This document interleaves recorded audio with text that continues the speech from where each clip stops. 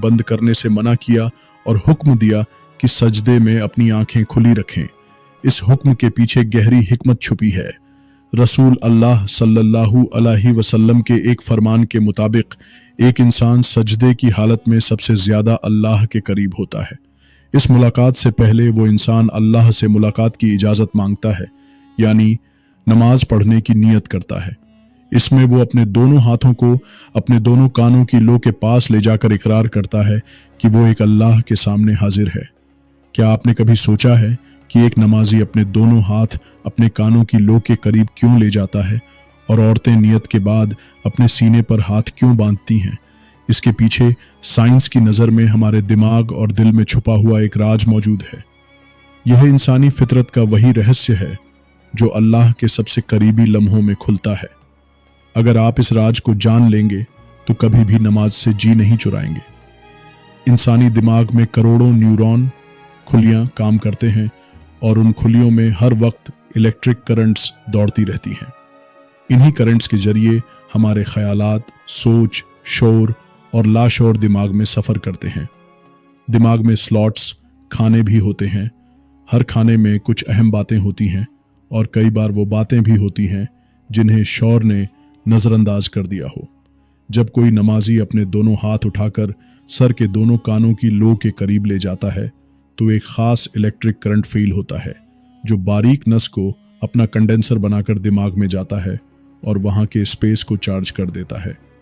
इससे दिमाग में रोशनी जैसी चमक पैदा होती है जिससे सारे सेल्स उस खाने की तरफ मुतवज्जा हो जाते हैं। साथ ही हाथ के अंदर की एनर्जी भी दिमाग में मुंतकिल होती है। जब हाथ कानों से हटाकर नाभि की तरफ ले जाया जाता है और फिर बांधते हैं तो हाथ के कंडेंसर से नाफ में बिजली का ज़ख़ीरा जमा हो जाता है। औरतें जब नियत के बाद सीने पर हाथ बांधती हैं तो दिल के अंदर पॉजिटिव एनर्जी फ़ौरन ट्रांसफ़र होती है।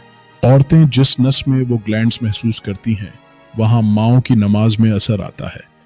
नमाज पढ़ने वाली माओं के दूध में ऐसी तासीर पैदा हो जाती है जिससे बच्चों के अंदर एक ख़ास पैटर्न बन जाता है जो बच्चों के शऊर को रोशनी से भर देता है।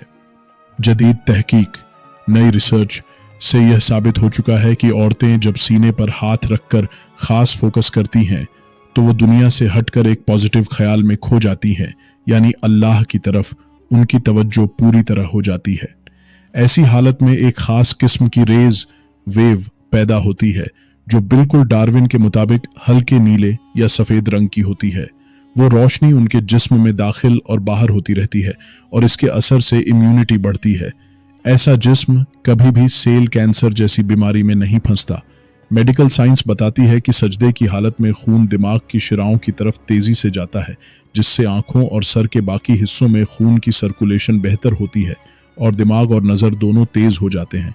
खुशू और खुजू के साथ देर तक सजदा करने से दिमागी बीमारियों का इलाज भी होता है। चेहरे से झुर्रियाँ, रिंकल्स ख़त्म हो जाती हैं।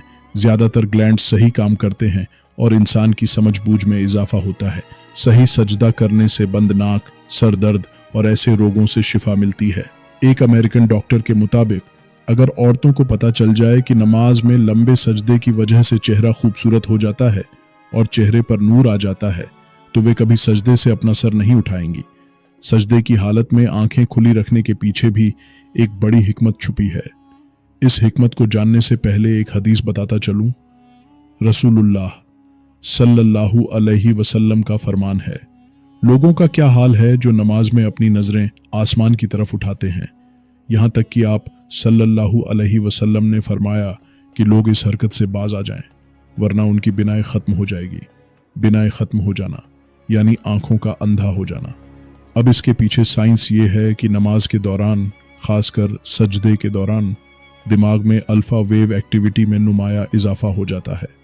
यह अल्फ़ा वेव्स की बढ़ोतरी दिमाग के ऊपरी हिस्सों और क़याम वगैरह के दौरान कम होती है, लेकिन सजदे के वक्त इनमें सिग्नल्स अपने शिखर पर पहुंच जाते हैं। यही अल्फ़ा वेव्स इंसानी दिमाग में सुकून, इत्मीनान और खुशी के जज्बात पैदा करती हैं।